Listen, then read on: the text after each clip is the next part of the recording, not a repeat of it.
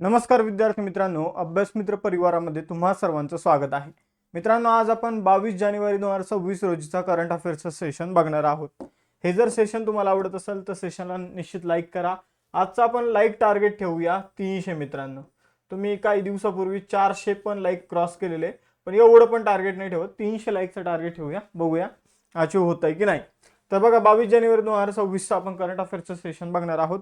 त्याचबरोबर तुम्ही या सेशनमध्ये जे काही टेस्ट क्वेश्चन मी तुम्हाला देत असतो तर त्याची उत्तरं देत चला, कारण ते मोस्ट इम्पॉर्टंट क्वेश्चन असतात. परीक्षेमध्ये येण्याचे जास्त चान्सेस त्या प्रश्नांचे असतात. आपण 1200 वन लाईनर 2025 जे काही जानेवारी टू डिसेंबर या कालावधीमध्ये 1200 वन लाईनरचे एक इयरबुक तयार केलेले आहे, ते तुम्हाला आपल्या ॲप्लिकेशनवर मिळून जाईल. पहिला प्रश्न आहे, जानेवारी 2026 मध्ये सलग 7व्यांदा युगांडाच्या राष्ट्रपती पदासाठी झालेल्या निवडणुकीत कुणी विजय मिळवला आहे? तर युगांडाचे सलग 7व्यांदा राष्ट्रपती बनलेले योवेरी मुसेवेनी. मित्रांनो, आपण जर बघितलं तर युगांडाच्या निवडणुकीमध्ये योवेरी मुसेवेनी यांनी 71.65% मतं मिळवून विजयी झालेले आहे. युगांडा आफ्रिका खंडातील एक देश आहे. कंपाला त्याची राजधानी आहे. चलन युगांडा शिलिंग आहे. सर्वोच्च शिखर मार्गेरिटा पीक आहे, 5109 मीटरचा आहे. प्रमुख तलाव व्हिक्टोरिया लेक युगांडामध्ये आहे आणि पर्वत रुवेंझोरी विरुंगा हा तिथला फेमस पर्वत आपल्याला सांगता येईल. पुढे जाऊया. दुसरा प्रश्न आपण जर बघितलं, जानेवारी 2026 मध्ये भारतीय रेल्वेचा सर्वोच्च सेवा पुरस्कार अतिविशिष्ट रेल सेवा पुरस्कार कोणाला देण्यात आला? तर अतिविशिष्ट रेल सेवा पुरस्कार जो आहे तो चंदना सिन्हा यांना देण्यात आलेला आहे. त्यांनी जी काही बालकांची तस्करी केली जाते रेल्वेमध्ये काय केलं जातं, बालकांना चोरलं वगैरे जातं, तर ती रोखण्यामध्ये यांचा चंदना सिन्हा यांचा मेन रोल असल्यामुळं त्यांना रेल्वेचा सर्वोच्च पुरस्कार अतिविशिष्ट रेल सेवा पुरस्कारानं सन्मानित करण्यात आलेला आहे. तर मित्रांनो, आपण जर बघितलं तर रेल्वे संरक्षण दलाच्या निरीक्षक आहे चंदना सिन्हा. यांचं नाव लक्षात ठेवा. यांना का पुरस्कार देण्यात आला? तर रेल्वे स्थानक किंवा गाड्यामध्ये मुलांची जी काही तस्करी केली जाते किंवा मुलांना जे काही किडनॅप केलं जातं ते रोखण्याबद्दल प्रभावी काम केल्याबद्दल त्यांना हा पुरस्कार देण्यात आलेला आहे. तिसरा प्रश्न आहे, जागतिक आर्थिक मंच वर्ल्ड इकॉनॉमिक फोरमची 56वी वार्षिक बैठक कुठे आयोजित करण्यात आलेली आहे? तर आपण जर बघितलं 56वी वार्षिक बैठक जी आहे वर्ल्ड इकॉनॉमिक फोरमची ती दावोस स्वित्झर्लंडमध्ये आयोजित करण्यात आलेली आहे. आपण जर बघितलं तर आपले मुख्यमंत्री सुद्धा दावोस स्वित्झर्लंडमध्येच सध्या गेलेले आहे.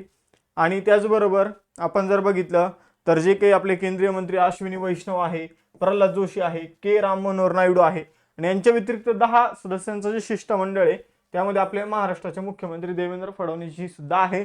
म्हणून जर आपण बघितलं तर हा प्रश्न जो आहे आपल्याला भविष्यात विचारला जाऊ शकतो. मित्रांनो, या परिषदेची थीम काय आहे? अ स्पिरिट ऑफ डायलॉग, आणि ही परिषद 19 ते 23 जानेवारी 2026 दरम्यान होत आहे. वर्ल्ड इकॉनॉमिक फोरमची स्थापना 24 जानेवारी 1971 मध्ये करण्यात आली होती.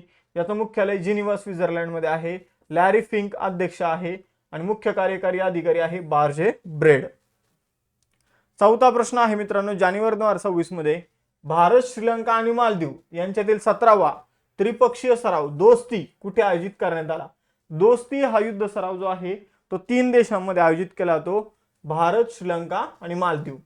मित्रांनो, आपल्याला एक प्रश्न नेहमी विचारला जातो की जे काही मालदीव आहे, आपला जे काही लक्षद्वीप आहे, लक्षद्वीप आणि मिनिकॉय जे आहे, मिनिकॉय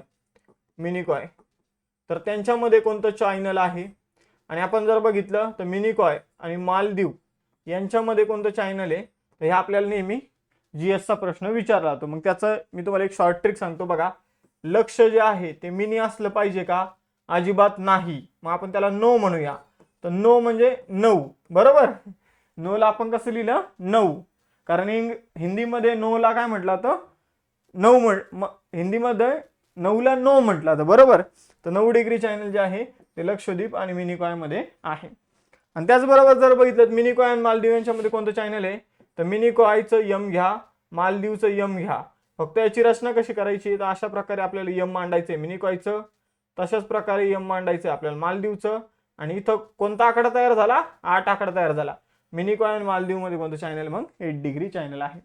बाकी अंदमान निकोबार मध्ये उरलेलं जे 10 डिग्री चॅनल आहे ते अंदमान निकोबार मध्ये आपल्याला सांगता येईल. तर इथे जीएसची सुद्धा आपण माहिती बघितलेली आहे. मग आपण जर बघितलं मालदीव, श्रीलंका आणि भारत यांच्या दरम्यान मालदीवमध्ये कोणता युद्ध सराव झालेला आहे, तर दोस्ती युद्ध सराव जो आहे तो आयोजित करण्यात आलेला आहे मित्रांनो. ही गोष्ट लक्षात ठेवा. हा कितवा सराव आहे, तर 17वा हा आपण जर बघितलं तर सराव आहे दोस्ती नावाचा. आपण जर बघितलं तर यामध्ये भारताचं तटरक्षक दल, श्रीलंकेचं नौदल आणि मालदीवचं राष्ट्रीय संरक्षण दलाने सहभाग घेतला होता.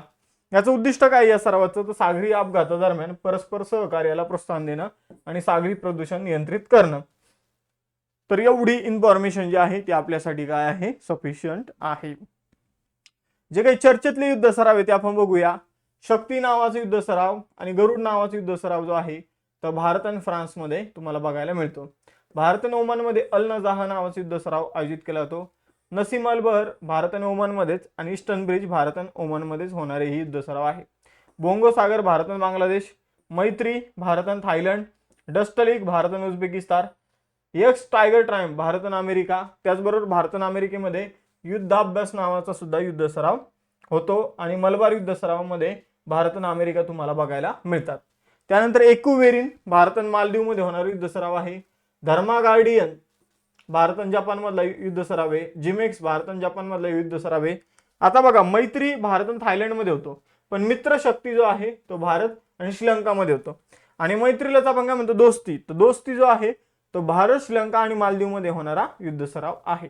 सिम्बेक्स भारत आणि सिंगापूर मध्ये होतो. काजिंद भारत आणि कझाकिस्तान मध्ये होतो. खंजीर भारत आणि किर्गिस्तान मध्ये होणारा युद्ध सराव आहे. बोल्ड कुरुक्षेत्र जो आहे तो भारत आणि सिंगापूर मध्ये होणारा युद्ध सराव आहे. आणि नौदलाचा युद्ध सराव वरून जो आहे तो भारत आणि फ्रान्स मध्ये होत असतो. पुढे जाऊया. 5वा प्रश्न. केंद्रीय मंत्री डॉक्टर जितेंद्र सिंह यांनी जानेवारी 2026 मध्ये भारतातील पहिला ओपन सी मॅरिकल्चर प्रोजेक्ट कुठे सुरू केला? तर भारतातील पहिला ओपन सी मॅरिकल्चर प्रोजेक्ट जो आहे तो अंदमान निकोबार मध्ये सुरू करण्यात आलेला आहे. तर अंदमान समुद्रातील उत्तर खाडी श्री विजयपुरम इथं भारतातील पहिला open sea marine fisheries project जो आहे तो सुरू करण्यात आलेला आहे. याचं उद्दिष्ट आहे भारताच्या ब्लू इकॉनॉमीला प्रोत्साहन देणं आणि स्थानिक मासेमार समुदायासाठी उपजीविकेच्या नवीन संधी निर्माण करणं. तसं पण भारत जो आहे मत्स्य उत्पादनामध्ये भारत दुसऱ्या क्रमांकावर आलेला आहे. आपलं मत्स्य उत्पादन जे आहे ते 197 दशलक्ष टनापर्यंत जाऊन पोहोचलेलं आहे. पहिल्या क्रमांकावर चायना आहे मत्स्य उत्पादनाच्या बाबतीत. आता आपलं मत्स्य उत्पादन जे आहे जवळपास 10 वर्षात 106% वाढलेलं आहे. पहिले ते समजून घ्या की 90 ते 100च्या आसपास होतं दशलक्ष टन. आता ते जवळपास 200 दशलक्ष टनापर्यंत जाऊन पोहोचलेलं आहे. पुढे जाऊया. 6वा प्रश्न. जानेवारी 2026 मध्ये शास्त्रज्ञांना 300 ते 400 वर्ष जुना महाकाय ब्लॅक कोरल कुठं सापडला? आता आपण जर बघितलं तर कोरल जे आहे तर ते काय आहे, तर कोरल जे आहे ते एका प्रकारचं शैवाल, आपण जर बघितलं ना एका प्रकारचा प्राणी यांनी मिळून काय बनतं, कोरल बनतं. म्हणजे आपण जर बघितलं तर झुंजातिलिया नावाचं शेवाळ असतं, झुंजातिलिया, आणि पोलिप नावाचा प्राणी असतो. तर ते मिळून सोबत राहत असतात आणि त्याला आपण काय म्हणतो, कोरल्स किंवा प्रवाळ म्हणतो. तर आपल्याला काळ्या रंगाचं जगातील सगळ्यात जुना 300 ते 400 वर्ष जुना ब्लॅक कोरल जो आहे तो फियोर्डलँड न्यूझीलंड मध्ये सापडलेला आहे. 13 फूटपेक्षा जास्त उंच आहे, 15 फूटपेक्षा जास्त रुंद हा काळा कोरल आपल्याला बघायला मिळालेला आहे. वेलिंग्टनच्या व्हिक्टोरिया विद्यापीठात एका पथकाने खोल समुद्रात त्याचा शोध घेतलेला आहे. 300 ते 400 वर्ष जुना आहे. न्यूझीलंडच्या पाण्यात सापडलेला आतापर्यंत सर्वात मोठा काळा प्रवाळ हा आहे. मित्रांनो, लेक्चरमध्ये पुढे जाण्या अगोदर आपली धुरंधर मेन्सची बॅच सुरू झालेली आहे, ज्यामध्ये मी तुम्हाला मराठी व्याकरण जे आहे ते सध्या शिकवते. इतिहासाचं लेक्चर मारुती सरांनी सुरू केलेलं आहे. त्याचबरोबर हर्षाली मॅडमने भूगोल जो आहे तो या बॅच मध्ये सुरू केलेला आहे. मित्रांनो, तर ही बॅच तुमच्यासाठी आहे. इथं CJ लाईव्ह नावाचं कुपन कोड यूज करा. या फी मध्ये अजून डिस्काउंट मिळवायचा आहे तुम्हाला. त्याचबरोबर फाउंडेशन बॅच ज्या आहे त्या सुद्धा आपल्या सुरू झालेल्या आहे. 21,000 PYQ ची गेम चेंजर बॅच आहे. तुमचा प्रिलिमचा स्कोर जो आहे तो 100% वाढणार. ही जर बॅच तुम्ही जॉईन केली आणि लेक्चर एक दोनदा वेळा बघितले तर, कारण आपण त्यामध्ये सर्व PYQ जे आहे ते घेतलेले आहे. त्याचबरोबर अभ्यास मित्राचा हा नोट्स पॅक आहे, जिथे अभ्यास मित्राचे सर्व नोट्स तुम्हाला एकत्रित स्वरूपात मिळतील. यासाठी आपलं ॲप डाउनलोड करा. आपलं ॲप डाउनलोड केल्यानंतर तुम्ही त्यामधून बॅच परचेस करताना CJ लाईव्ह नावाचं कुपन कोड यूज करायचं आहे. मित्रांनो, टेलिग्राम चॅनल आणि इन्स्टाचं पेज सुद्धा फॉलो करायला विसरू नका. पुढे जाऊया. 7वा प्रश्न, जगातील पहिले कायदेशीर बंधनकारक करार हाय सीज ट्रिटी 17 जानेवारी 2026 रोजी अंमलात आला, तो कोणत्या क्षेत्राच्या संवर्धनाशी संबंधित आहे? तर बघा विद्यार्थी मित्रांनो, आपण जर बघितलं तर एखादा देश असतो, तर त्या देशापासून समजून घ्या त्याचा अधिकार जो आहे तो 12 नॉटिक मैल पर्यंतचं जे क्षेत्र असतं त्या क्षेत्रापर्यंत त्या देशाचं अधिकार क्षेत्र असतं. मग आपण जर बघितलं तर समुद्राच्या बाबतीत बोलतोय मी. जर माझं नॉटिक मैल चुकलं असेल तर करेक्ट करून पण सांगा. आता मला एक्झॅक्ट आठवत नाही, पण 12 नॉटिक मैल, ठीक आहे. तर 12 नॉटिक मैल जे आहे तर ते मला आठवते. जर चुकलं असेल तर कमेंट बॉक्समध्ये सांगायचे. तर त्याच्या बाहेर जो समुद्राचा एरिया आहे मित्रांनो, त्याच्या बाहेरचा जो समुद्राचा एरिया आहे किंवा एखाद्या देशाच्या अधिकार क्षेत्राच्या बाहेरचा जो समुद्राचा एरिया आहे त्याला हाय सीज ट्रिटी म्हटलं जातं. आणि त्या हाय सीज ट्रिटीमध्ये बरेचसे चायना वगैरे काय करतात, तर तिथं जाऊन मासे पकडण्याचा प्रयत्न करतात, तिथं जाऊन खनिज गोळा करण्याचा प्रयत्न करतात. तर त्याशी संबंधित आपण एक करार केलेला आहे. हा जो करार आहे हा राष्ट्रीय अधिकार क्षेत्राच्या बाहेरील सागरी क्षेत्राशी संबंधित करार आहे, हाय सीज ट्रिटी करार, ज्याची जो करार 17 जानेवारी 2026 ला अंमलात आलेला आहे मित्रांनो. याला पॅरिस ॲग्रीमेंट फॉर ओशन म्हणून ओळखलं जातं. हा मंजूर झाला 2023 मध्ये, पण याची अंमलबजावणी जी आहे ती 2026 पासून जानेवारी महिन्यामध्ये 17 तारखेपासून सुरू झालेली आहे.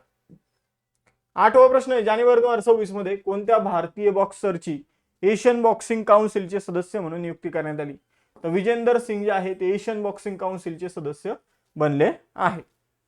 भारताचा पहिला बॉक्सर होता ज्याने ऑलिम्पिकमध्ये पदक जे आहे ते मिळवलं होतं. विजेंदर सिंगने 2008च्या बीजिंग ऑलिम्पिकमध्ये कांस्य पदक जे आहे ते जिंकलं होतं. आता त्यांची आशियाई बॉक्सिंग काउन्सिलचे सदस्य म्हणून निवड झाली आहे. 9वा प्रश्न आहे, जानेवारी 2026 मध्ये भारत आणि जपान मधील संयुक्त HNS प्रतिक्रिया अभ्यास. आता HNS काय आहे? एच म्हणजे हजार्डस अँड नेक्सियस सबस्टन्सेस, म्हणजे विषारी जे पदार्थ आहे त्याशी संबंधित HNS शब्द हे एवढं लक्षात ठेवा. तर त्याशी संबंधित जो काही अभ्यास आहे तो कोणत्या जहाजावर आयोजित करण्यात आलेला आहे?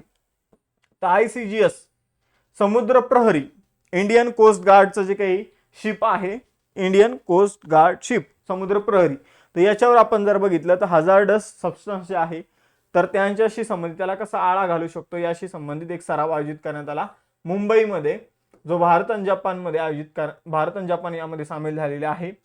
भारताचं तटरक्षक दलाचा प्रदूषण प्रतिसाद स्ट्राईक टीम आणि जपानचं तटरक्षक दलाच्या राष्ट्रीय स्ट्राईक टीमने यामध्ये सहभाग घेतला.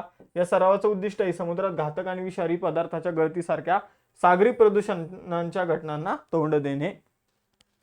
पुढे जाऊया. युरोपियन युनियनने जगातील सर्वात मोठं मुक्त व्यापार क्षेत्र तयार करण्यासाठी कोणत्या व्यापार गटासोबत करार केला?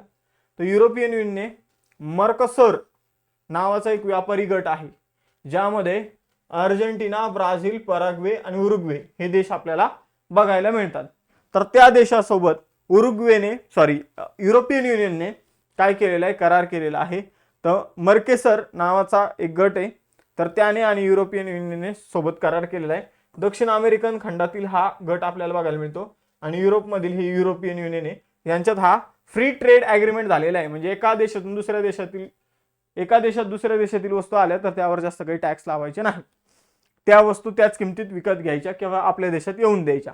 तर असा हा फ्री ट्रेड ॲग्रीमेंट जो आहे तो युरोपियन युनियन आणि मर्कोसर नावाची जी काही संस्था आहे किंवा जे काही आपण म्हणूया युनियन आहे तर त्यामध्ये देशांचा गट आहे त्यामध्ये झालेला आहे. औद्योगिक आणि कृषी उत्पादनावरील शुल्क काढून टाकणे आणि दोन्ही प्रदेशांमधील आर्थिक संबंध मजबूत करणे हे याचं उद्दिष्ट आहे. पुढील क्वेश्चन आहे 11वा. जानेवारी 2026 मध्ये केंद्रीय गृहमंत्री अमित शहा यांनी भारतातील पहिल्या राज्य अनुदानित जैव स्तर 4 आपण जर बघितलं तर BSL 4 प्रयोगशाळेची पायाभरणी कुठे केलेली आहे? तर याची पायाभरणी गांधीनगर गुजरातमध्ये झालेली आहे. आपण जर बघितलं तर जे काही विषाणू असतात, जीवाणू असतात यांशी संबंधित प्रयोगशाळा यांचा अभ्यास करण्यासाठी जी प्रयोगशाळा स्थापन केली जाते तर त्याला BSL 4 बायोसेफ्टी लेवल 4 प्रयोगशाळा म्हणून ओळखलं जातं. पहिली प्रयोगशाळा आपल्या पुण्यामध्ये आहे, राष्ट्रीय विषाणू विज्ञान संस्था म्हणून तिला ओळखलं जातं. तिच्यानंतर दुसरी देशातील ही प्रयोगशाळा जी आहे मित्रांनो तर आपण जर बघितलं तर ती आपल्याला कुठं बघायला मिळत आहे? गांधीनगर गुजरात. पण ही जी काही दुसरी प्रयोगशाळा आहे तर ती भारतातील पहिली राज्य अनुदानित, म्हणजे सरकार इथं काय करत आहे तर अनुदान जे आहे ते देत आहे, म्हणजे सरकार इथं पैशाची मदत करत आहे. पहिली तर सरकारचीच आहे स्वतःची, आणि दुसरीला सरकार काय देते, अनुदान देते. म्हणजे एखाद्या गोष्टीची स्थापना मी करत असेल आणि सरकार मला पैसे देत असेल तर त्याला राज्य अनुदानित म्हणायचं. नाही तर सरकार स्वतः स्थापन करत असेल तर ती गोष्ट सरकारचीच असते. ही गोष्ट लक्षात ठेवा. BSL-4 म्हणजे काय, तर बायोसेफ्टी लेवल 4 म्हणजे घातक विषाणू आणि जीवाणूंशी संबंधित संशोधन करण्याशी संबंधित ही प्रयोगशाळा असते, जिथं आपल्याला प्रॉपर सुरक्षा बघायला मिळते. 12वा प्रश्न आहे, जानेवारी 2026 मध्ये कोणत्या राज्यात किंवा केंद्रशासित प्रदेशात स्पुटुक गस्तर नावाचा महोत्सव जो आहे तो साजरा करण्यात आला? तर हा लडाखमध्ये महोत्सव साजरा करण्यात आला, स्पुटुक गस्तर. या उत्सवाचं आकर्षण काय आहे, तर चाम नृत्य, ज्यामध्ये रंगबेरंगी मुखटे परिधान केले जातात आणि यामध्ये दाखवलं जातं की भिक्षू दाखवतात की वाईटावर कशा प्रकारे चांगल्याचा विजय होत असतो.